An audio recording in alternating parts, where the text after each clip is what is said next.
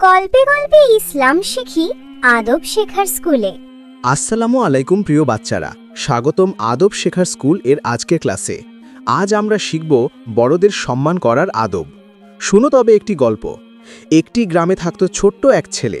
সে অনেক চঞ্চল আর খেলাধুলা প্রিয় ছিল, কিন্তু একটি ব্যাপার ছিল, সে বড়দের কথা সব সময় অবহেলা করত। বাবা ডাকলে দেরি করে যেত, মায়ের কাজে সাহায্য করত না, এমনকি শিক্ষক কিছু বললেও সে শুনত না।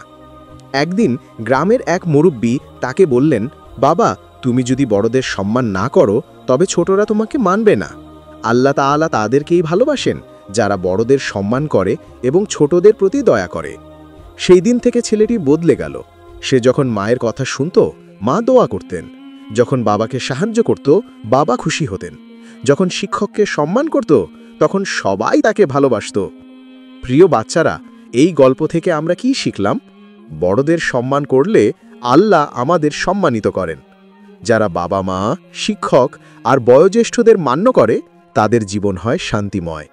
সম্মান করলে আমরা সমাজে আদর্শ মানুষ হয়ে উঠতে পারি। চলো আমরা প্রতিজ্ঞা করি, আজ থেকে আমরা সবাই বাবা মা, শিক্ষক এবং সব বড়দের সম্মান করব আর ছোটদের প্রতি দয়া করব। তো বাচ্চারা, কেমন লাগলো আমাদের আজকের পাঠ?